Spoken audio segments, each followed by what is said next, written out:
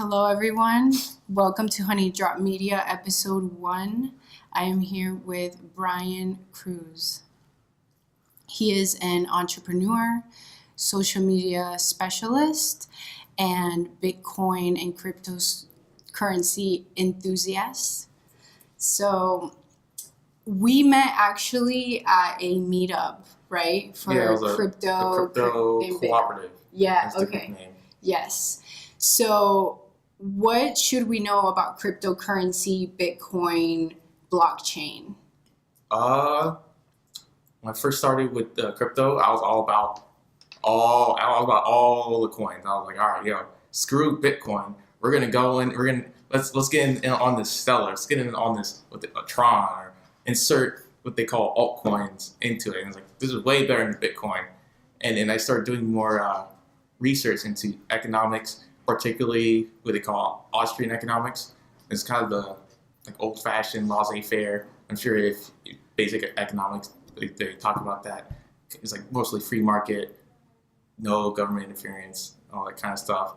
And then as I was getting more into this, I was like, man, all these coins are like worthless. It's like they're actually just worthless.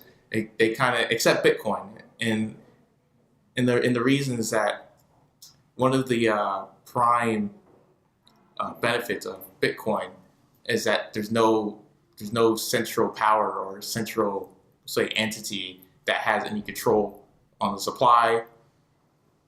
It's not hackable. Like it's out there. Set that back aside there. Sorry, I'm a very animate person. No, it's okay. It's okay. So Action. if I knock your mic down, it'll add a little flavor to this. Yeah, it does. All right, continue. But yeah. So I was just saying, since Bitcoin is like the best story ever. It's like some dude that no one knows about, Satoshi Nakamoto.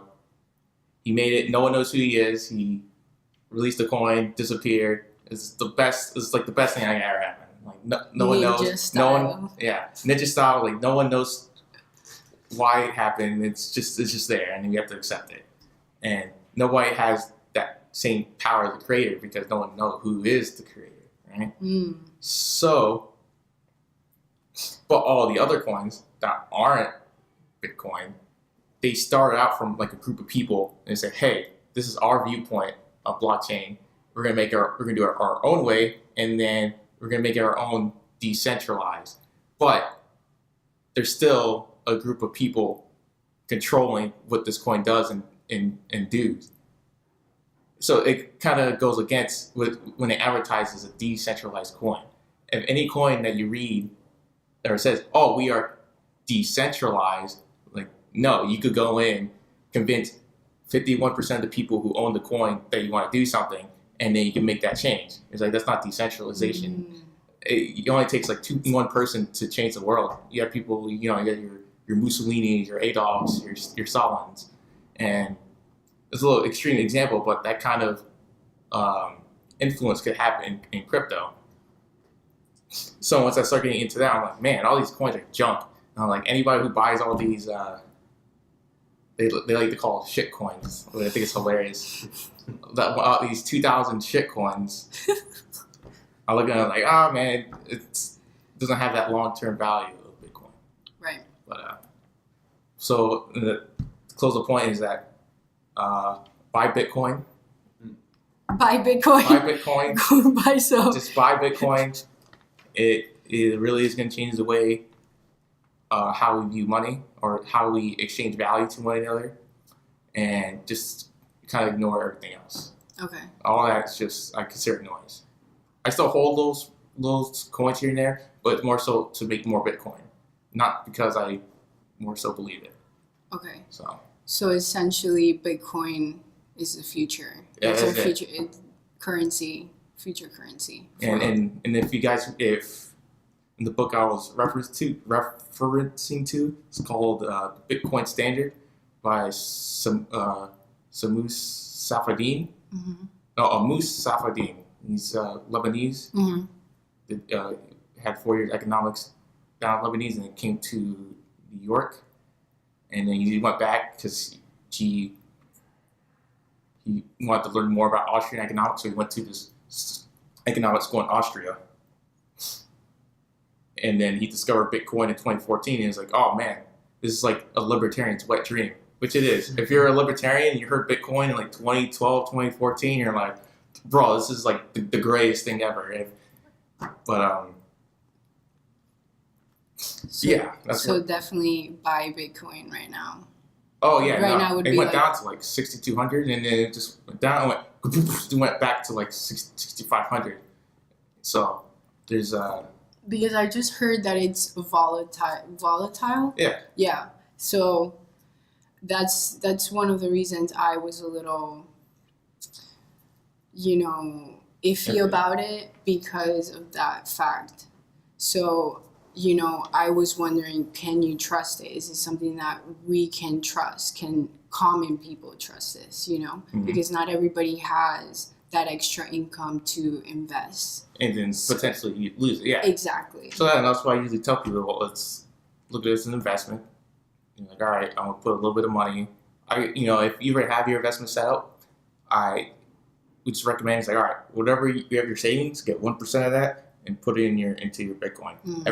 Every investor I talk to, every person, stock trader I talk to, anybody who does investment in some shape or form, say that 1% will make a significant impact in that portfolio, and mostly in a positive way, just because of the exponential growth that the crypto provides at an investor standpoint. Mhm.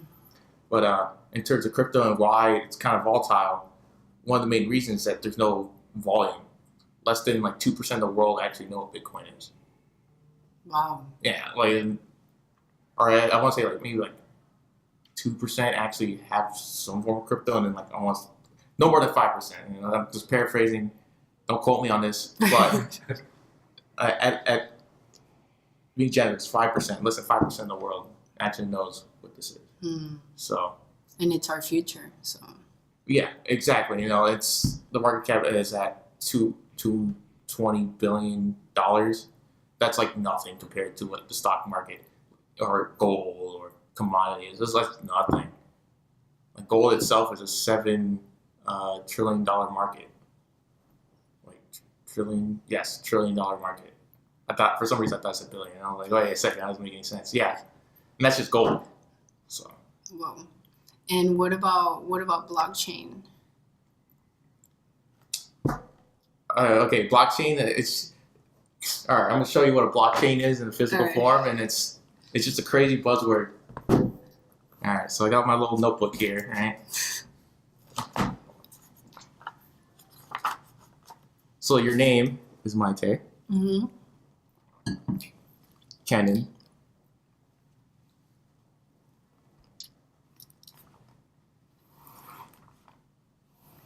Let's say you have $10, Kenan. You have 50. That's right. That's right. All right, you got 50. You lost like $5, so you're at 45, and you gained 20, so you're now at 30. I now have a record of the monies you gained and lost in a period of time. This is what a blockchain is. That's it. It's just records of certain events, just digital. That is all a blockchain is. There's nothing fancy about it. It's just another way of recording information. We already did that with servers. There's warehouses full of servers of all our data, all our information. Nothing fancy. It's just that. It's a ledger. Whatever that information is, it could be your key, how much Bitcoin you have, and the only benefit is that you can make it public, and it's public and private at the same time. So people misinform that as oh, that's the blockchain. I was like, no, blockchain is just a ledger. The decentralization and the ability to keep some of this information private, that's its own thing.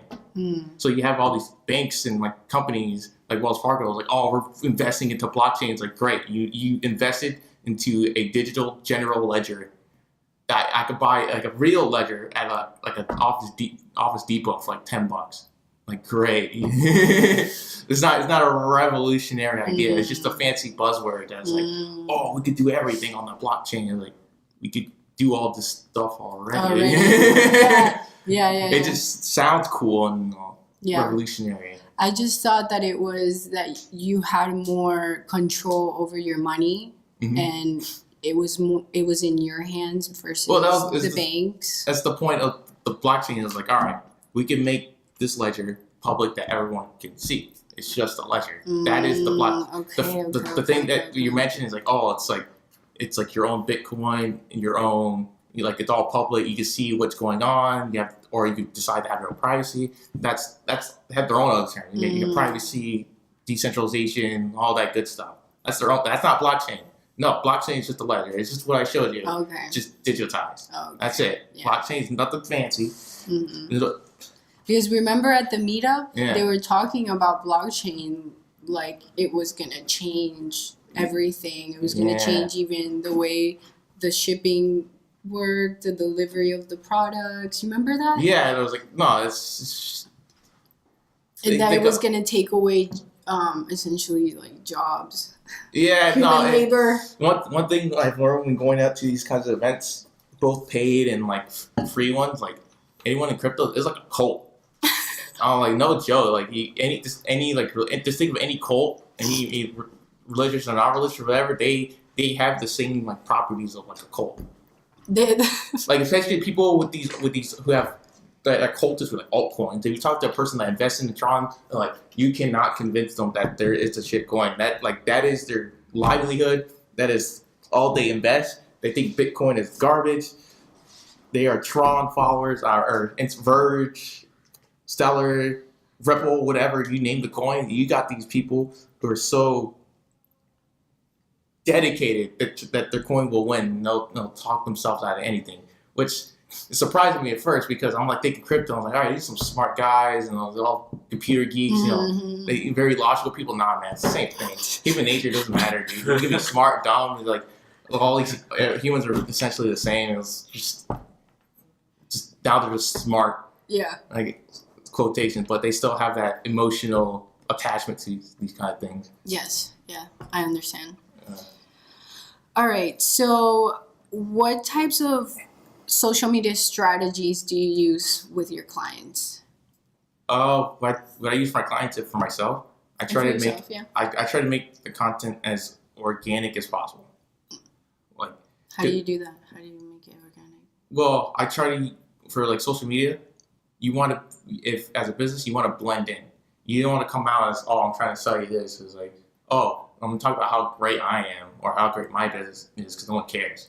Like, no one, like the first thing you care about is yourself. Like, that's not being selfish. Yeah, that's just human nature. Human nature. It's like, hey, man, first thing you wake up, like, am I dead? No, great.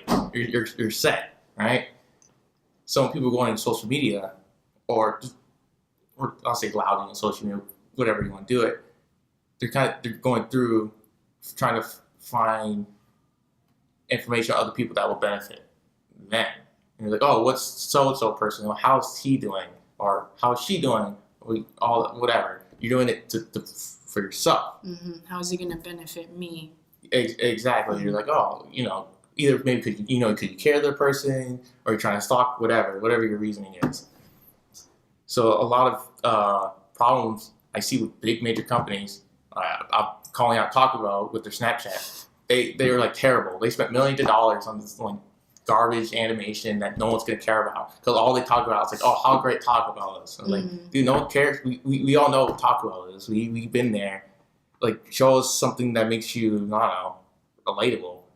Show me things. Show me how you guys make a taco, or show me like funny moments that happens at a Taco Bell like, with employees, or something that I can relate to. So then none of them really do that. They just like, all right, me. It's like no one cares about you, dude.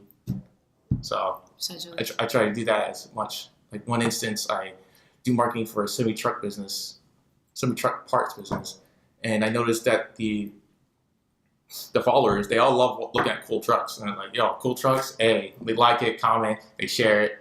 They love it and they gain value from it.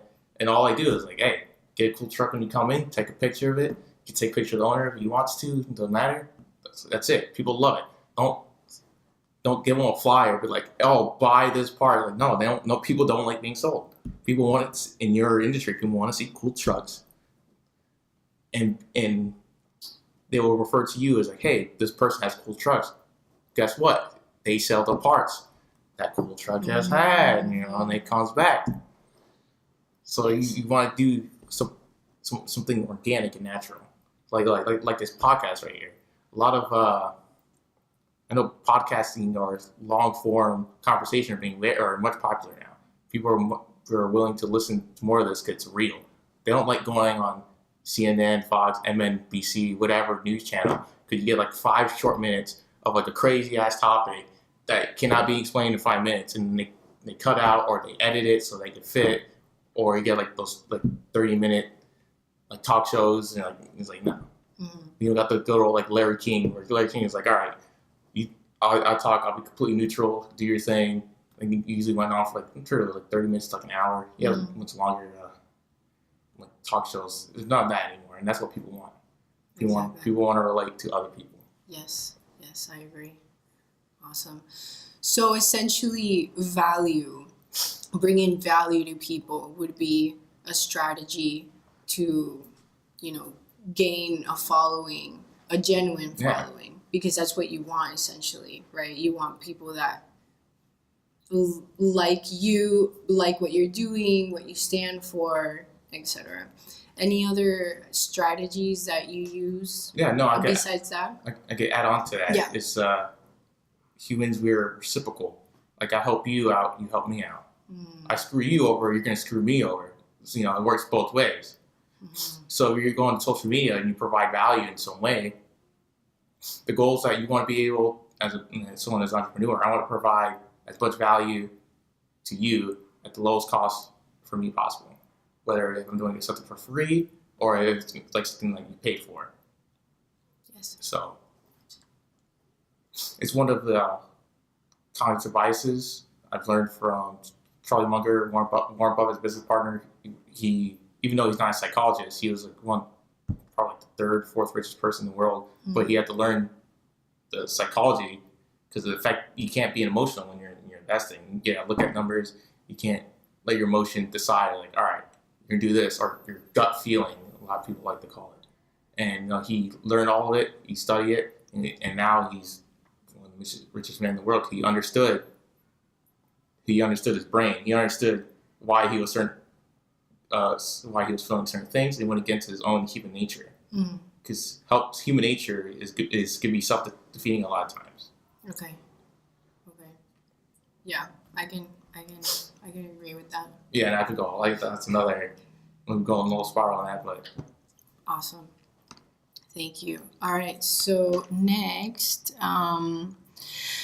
so Tai Lopez has been considered a controversial figure for different reasons. Some call him a genius and others a con man. You've had a personal experience with him. I believe you've done the 6 to 7 steps. Met him, 6, 7 steps. And so what can you tell us about him from your experience, and what have you learned from him? From my experience with Tai, he's more or less the same you see on camera. I guess it's pretty natural. He's, from what I've learned from talking to his friends, I try to connect to see like his lifestyle and how he actually manages all of this. He does social media like all the time. Like a good chunk of it, look at his Snapchat, Instagram stories, whatever it may be. Like that's his life. Like that is pretty accurate. All the stuff you see is pretty much what he does for fun. And he just doesn't, film all this important business stuff, do non-disclosure agreements, all business reasons. But that's it. Like what you see on social media, that is Tai. And I felt the same thing when I met him in person. With that same same personality, sitting like 2 feet away from him when he was doing his speech and like telling him my personal story. And he's no different what you see. He is legit. He gives off this weird energy, weird like positive energy. It's like an energy of something you want to be around with. Really? It's very attractive. Wow. Yeah. Wow, that's interesting. So I'm sure he gets like hundreds of people trying to be a part of his group or whatever. But yeah, no, he's legit. Okay. I've heard some crazy stories from some of his employees though. Like he when it comes to being like a boss, he does not Play. He's not play. Like he mess up, dude. He will yell. He'll talk smack. You're like, no, dude, no slacking. Yeah, no, old fashioned. Yeah. Yeah, I'm sure he got it from working in the when he was working in the farm for 2.5 years with the Amish, or working with Joel Salatin when he was younger. Yeah, no, that farmer life, nah, dude. There's you do the work, that's it. Like there's no negotiating, there's no slacking off. You wake up at 5 a.m., goes back to sleep at dawn, repeat 10, 12-hour work days on the field. Yeah, I remember him mentioning that. That's crazy. Discipline right there. Yeah, no, he's all 100%. disciplined. Yeah, no. You ever heard of a guy named Jocko? He's like an ex-Marine dude. I'm sure he's been on social media a little bit lately. He has his own podcast. He's like I want to say he's part of Navy SEALs. Bald. He's like the disciplined guy. Like he wrote a book on literally just discipline. Bro, like if you go on his Instagram, you're like, bro, why? He's like, you're so disciplined. Like it makes you feel bad. He wakes up like 4:30 morning, works out 2 hours. Bro, like I feel bad for his daughter, man. Like his daughter, I think wakes up with him at the same time. No, I think daughter was like 12, and she was supposed to get grounded. Yeah, and then he's like, all right, because she didn't do the bed or something like that. He's like, all right, if you don't do the bed, I'm taking down the door. And you're like, oh, okay, whatever. And then he's like, all right, you can come in, screws the door. And I was like, all right, now you don't have any privacy until you do your bed. Yeah, no, he is disciplined. Like he's on there. Yeah, well, one of the secrets to being successful, so I've heard, is making your bed in the morning. It sets the tone for the rest of the day, apparently. So I made it into a habit. I make my bed every morning because I heard that once in a podcast, and I was like, okay, that's it. And then I heard about it again later on, and I was like, okay, yeah, I'm gonna do it. So, and my parents make their bed every morning too. So no, it's a good discipline. And, more discipline you have, the more freedom you have. I like that. A lot of tweet. Yeah, tweet hashtag. Hashtag. But a lot of choices we make, we think we're constantly doing it. But most choices that people make are very emotional, or they use logic to explain the emotion. So it's not really free. They're just like, they just think they're free. Could those decisions be like? Could they be subconscious decisions? Somewhat, yeah. That we're not. Yeah, that subconscious. It's like going to McDonald's or getting ice cream. I usually refer to this for like sugar because a lot of people today eat sugar like it's nothing. Like sugar is like crazy, dude. It's a drug. Like there's an actual addiction to sugar. Like, a lot of people, especially in America, like there's an addiction to sugar. Like the reason like some things taste bland because they don't have no sugar. It's like, no, it's not bland. It's because you become so accustomed to having sugar in everything you eat that this tastes bland. Yes. Yeah, I know. I used to have that problem with coffee. I used to first I'll take like 2 shots of creamer and then put like 3 shots into the coffee and like 3 packets of sugar and like 8-ounce coffee. And I'm like, all right. Oh, this is black with a little bit of sugar. That's fine. That's it. Yeah, I know. And I remember I tried drinking black coffee. I'm like, man, this is the most disgusting, bitter thing I could have. It's so good. No, but I love it now. Okay, good. Like I had black coffee this morning. I was like, I love it. Well, talking about sugar, high fructose corn syrup. Ooh, even terrible. Worse. Yeah. It is poison. Avoid it at all costs. Exactly. That's even worse. They're like. Since I found out about it, I'll go to the grocery store and literally it's in everything. Yeah. Well, not everything. There's choices. Thankfully, like now there is. Mm-hmm. But if you really look, but you gotta pay attention. But the things that I would buy normally, like before, I took the time to look at the ingredients. High fructose corn syrup. Never again. Never again. Sometimes I'll have a soda, a Coke. Yeah. But I mean, other than that. Yeah, you're right. Yeah, no, it's great. Sugar, caffeine, or there's one of them. Like we have it every day, and then when you take it out, like it's not. People go crazy. It's like one of the reasons people are terrible at getting on diets. Because when things are all right, you can't eat no sugar, no more soda. But you've been doing that for years. That habit is real strong. You're so used to having sugar. Now everything else tastes like crap. Yeah. Diets don't exist, by the way. Just wanted to throw that in there.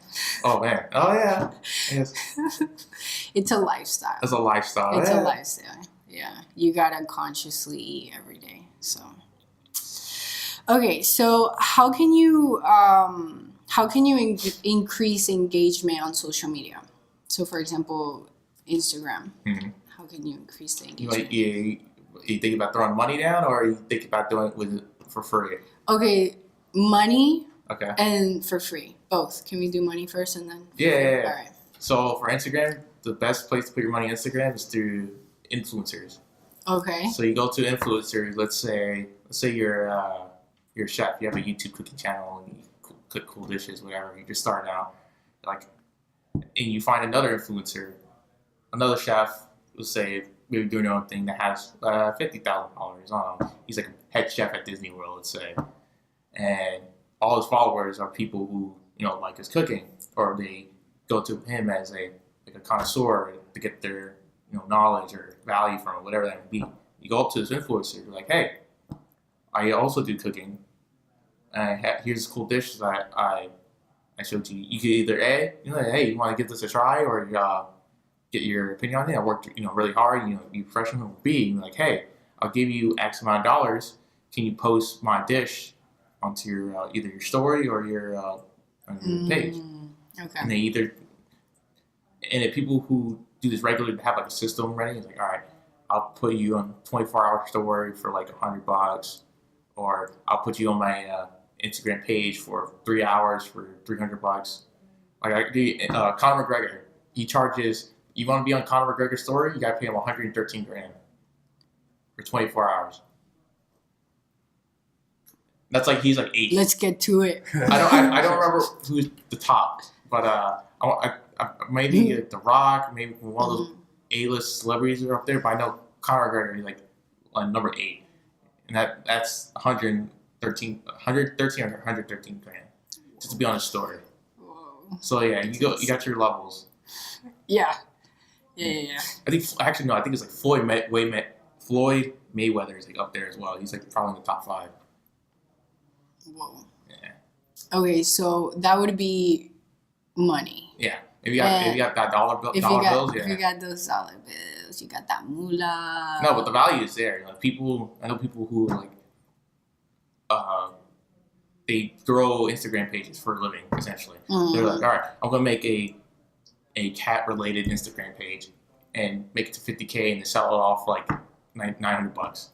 So they make the pages and they sell the pages. I've heard of all that. you do is change the name Right. and then put your content right after. I've heard of that. Yeah. Yeah. I'm getting someone else to do that for me now because he's really interested in Instagram. Like, hey, I don't know how to grow pages, but I could point you the direction and I could teach you how to do that kind of stuff. And I could just help you with marketing and all these other social media things, and we could just leverage off each other. So Nice. I could sell your services under my business, and then we just work out some referral.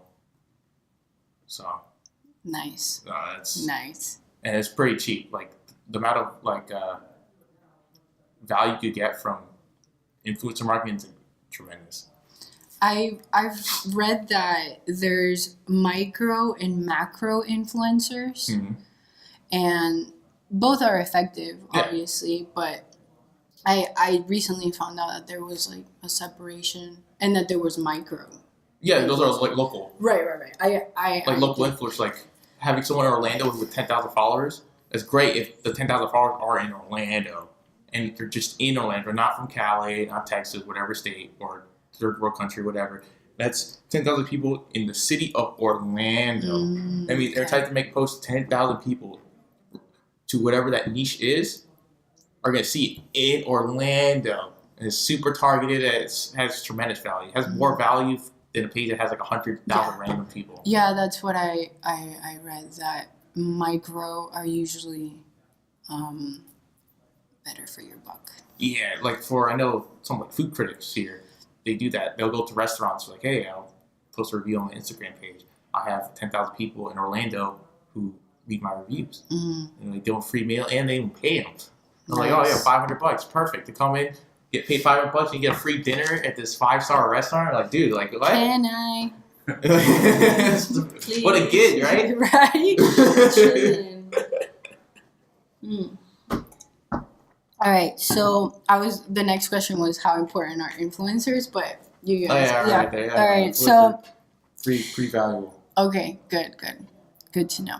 Oh, I have a question actually. Yeah. Is it when you can promote, for example, on Instagram, and is that worth it to do those promotions The that you promotion pay buttons? for? Yeah. No, it's a complete waste of your money. Oh, really? Yeah, no, if you're gonna do paid promotions, either do it yourself at the back end of business.facebook or hire someone to do it. Okay. Do not press the post button. You're just like, you're giving Facebook your money, like, hey, take care of me. They're like, yeah, sure, we'll take care of you, and then they just throw it at wherever, and then like for like $5, it gets you like maybe anywhere from 500 to 1,000 views, but you don't know who's that her demographic is. Mm-hmm. If you're doing the back end, you can set it up to where you can leverage Facebook's information to your favor. So you can like have it tell Facebook, it's like, hey, do it in this area, and then I want you to target certain people in that area and figure that out for me. Because Facebook algorithm can figure that out for you. They'll find the people who will click it and automatically do it for you. Mm-hmm. But you have to tell it to. Right. Person in Goosebumps does it, you don't tell them to do anything. You're like, all right, here's your money, figure it out. Interesting. Yeah. Good to know. It's like having a dog with and without a leash. So like, oh, you get a cool dog, whatever, but you can't control the dog. And you're like, that's. And you want to be able to have some type of control. You want to know who's looking at it, not just random people. So exactly. It wouldn't be beneficial for randoms to see it, see the post. Because they're not your audience. Like if you're trying to promote a gym and you're advertising people who make cakes, who are like cake chefs, you're not. That's not the people you want to target. You want to target personal trainers or people who have gym memberships and people who have an interest in like veganism, keto diet, whatever. So makes sense. Don't really pay for it. Like whatever. We'll see what happens. Mm-hmm. Okay, good to know. No. Have you guys pressed the boost button? No. We haven't. No. It's okay. We haven't pressed it. Free. Advertise for free. Oh, what about the free part? Not having. What if you don't have the funds? What if you want to grow your following, your audience organically? That's easy. Go to networking events. And this networking events. Stock quotations or follow these influencers and just be at the places they're at, and then talk to them. Yeah. Mingle with them. Yeah. Be friends. Right. Of course. Be real. Be real. Authentic. Like, yeah. Right. If you're generally a good person, you do want to be them.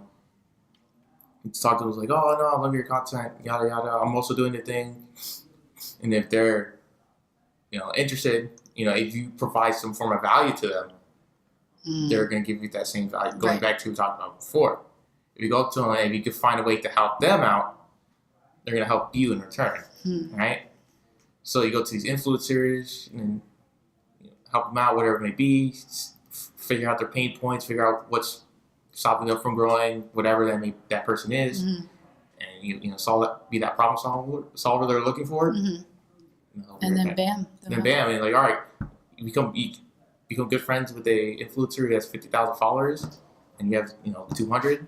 It's like, hey, man, I appreciate you do a shout out for me. And I was like, oh yeah, no problem, definitely. I could come to your podcast or whatever. Your friends. You want to build your network of people. Okay. So that's one way of doing it. Another one is just commenting on other people's Instagram page, commenting on your comments, because the Instagram algorithm, how it works, it really benefits people who engage. They put the people who engage the most onto the top when people are searching hashtags. So if you have a lot of engagement in your pages and your engagement with other people, Instagram loves that. They want engagement.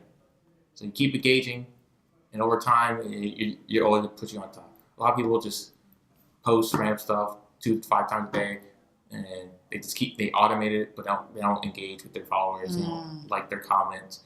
They don't follow other influencers or other pages related to them. They don't try to interact with them. That's where you have like all these like botters or whatever you want to call them. But yeah, no, the best way to grow organically and free is to be organic. It's a simple answer. Nice. Awesome. Thank you. Technical difficulties. Sorry about that. Okay, so the next question was, what values are sacred for you and you wouldn't compromise? Ooh, that's a tough one. For values, that's a tough one. Yeah, it's usually when I think of values, I always try to make sure I am a producer. Everything I before I do something, I try to see, am I can produce some form of value of doing it, and reduce consuming as much as possible. Because I kind of compare this to with like debt. A lot of people go into debt or overextending themselves, whether it be spending money or pouring a lot of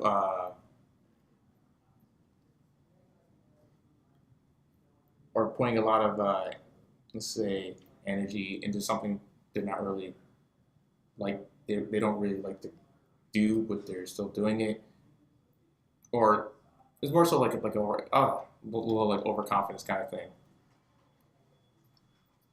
I didn't see where I was going with this, but I always want to make sure that that I'm not really a taker. That for me, I don't want to have to rely on someone else's production.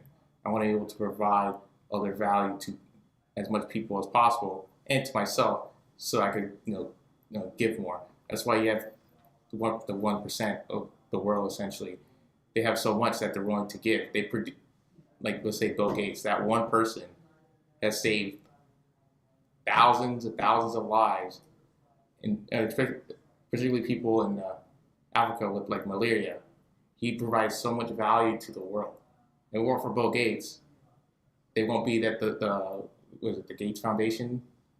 I think so, yeah, the Gates Foundation wouldn't exist to fund the whole malaria epidemic and without his help. Well, it's help, yeah.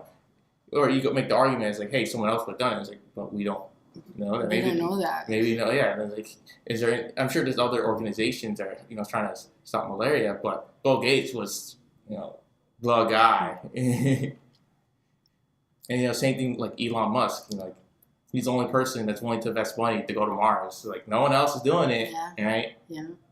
So. And nobody really believed in him, and were criticizing him. With the amount of value that he provided. Exactly. Value. And that one person has the power to change the lives of so many people. Mm-hmm. So when I think of that, I always say, it's like, all right, I could be like someone like that. It is possible for one person to have that much value. But on the downside, you go in the complete polar opposite. You get people like Adolf, Stalin, they did the complete polar opposite. They took away a lot of value. They took lives. Yes. Instead of saving lives, right? Hitler, yeah. They get the complete polar opposite. You got people who save millions of lives, and you have the other people who take the lives. They went into debt with other people's lives trying to fulfill their ideals. Yeah. So I tried to stay away from that. I tried to not take advantage of all those other lives to provide value when you could provide value to all these other lives and still go on top. Yeah. You go both ways. Exactly. You could take all this power for millions of people, souls, lives, whatever you want to call it, to do your goal. Or you can find a way where you could help all these millions of people and gain the value from it. Exactly. And grow at the same time. Get to where you want to be whatever that may be. Another analogy is like farming. Like, all right, get a bunch of watermelons. Right, all right, you plant a bunch of watermelons and you eat all the watermelons, and that's it. Now you have no watermelons. Or you're like, all right, I have all these watermelons. Let's reuse these watermelon seeds to make even more watermelons. And you keep doing it. Now you have a whole field of watermelons. And so just taking the ones you get for yourself, you're like, all right, we're gonna save some for later, and you reuse the seeds, and pretty much reuse the watermelon for your compost, whatever, to get more watermelons. Yeah. It's like or another one with money. It's like, I give you $10. Let's say I give you $5,000. You can spend all now, or you can reinvest the money into something that provides more value to you. So in a year from now, you have $10,000. Exactly. And that's what separates the 1% and the 99%. And stuff like that. Okay. Awesome. Thank you. And let's see. Your favorite quote. Oh man, that's a lot. There's a lot of quotes there. It depends on the phase. I guess I could put it. How do you feel right now? What's the phase you're in right now? What quote is getting you, through this phase, I guess? And so so one of them that comes to my mind is the Jeff Bezos one. Okay. Is that the only rules in life is the laws of physics. Okay.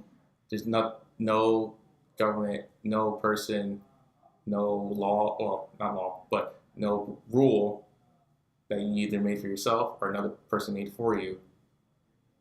It's not set in stone. Like if you go walk over a cliff, you're gonna fall down and die, because the law of physics says gravity exists. There's nothing you can do to change gravity. No physical thing you can do to change gravity. That's it. It's a law, like law of gravity. You put something up, it falls down.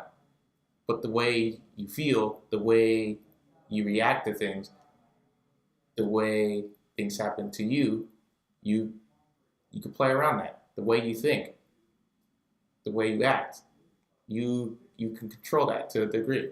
Mm-hmm. Yes, I agree. You can make your own rules, or you can say, no, I don't need the rules. I'm going to do whatever I logically think is right, and then do that. Whether my brother, sister, mom, pa says, or whatever, if you're religious, where the Bible says. No, this is the way that works, and we're going to do it. And here's why. Just because it breaks a rule that maybe you created, or you had ingrained in you, or a rule that someone else created, doesn't matter, because that's just the rules. It's not a law. It's just some rule you created for whatever emotional reason. A belief. It's just a belief that you developed. Exactly. So it also comes with creativity. A lot of people, when they're creative or trying to be creative, they have these rules already set in their brain, and it kind of limits their creativity. Even though these rules don't really have any. There's no like proof that the law. There's not the rules, not laws. Right?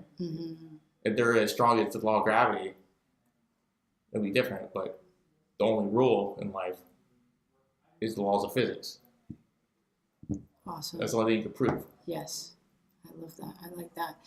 And if you could recommend a book to our listeners, what would it be? Which one? Ooh. The book would be, for anyone who's trying to get into flow. The book is called Flow. Okay. By a psychologist named Mihail Csikszentmihalyi. Okay. You're gonna look at the title of the book and you're like, wow, I cannot pronounce this man's name. Once you get that feeling, you're like, you got the right book. It's blue. Study flow. It's about his definition of flow is like, we all have this kind of experience. Like we're doing something and we're very focused, and we get such a great enjoyment from it. It's not too easy, not too difficult, and it's just that right sweet spot. I don't know what it may be for you two. I'm sure you have that experienced feeling at some point in your life, whether you're a kid and then you're playing with your toys, or maybe if you're musicians, a lot of musicians go through flow playing their instrument. Like that's why they're able to play the 2 to 3 hours, and then like nothing because they are in flow. And it's the whole book is about that, how you can be in flow no matter what the task is. And he goes into crazy stories to where people who climb mountains to people who are just basic welders who have like the most fulfilled lives possible. Great.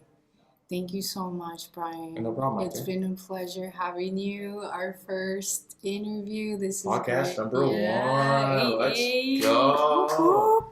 Do you want to give out your Instagram? So either way, we're going to tag you, but still you could say it. And you guys can follow me on my Instagram at Brian Cruz 123. And I'm going to do another shout out for my mentor, one of my mentors, Money and Memory, August 25th at the Crown Plaza Universal Boulevard. Him and his business partner are correlating money and memory together. So there's apparently lots of ways you can remember things, and there's actual techniques to where, like, when you go into the gym and you work out, you can do these kind of things for your brain. So you can train your brain to remember things you really want to remember. So let's say you want to learn a new language. There's ways where you could effectively learn language in less than 6 months. Nice. And there's, I need that. Yeah, no, it's like, and be able to remember people's names. So let's say you're networking, you talk to 50 people and you remember like 5 names, but you don't remember the name of the person you want to talk to or that interests you for whatever reason. There's ways where you go to a room, get everyone's names, what they do, and remember all of that. Wow. And he teaches. He does this all the time. Cameron Boutel. If you guys go to networking events, probably may have met him. He's always around. All right, Brian. Okay, so we did it. We're good, right? Yep. Awesome. Thank you, man. This was awesome.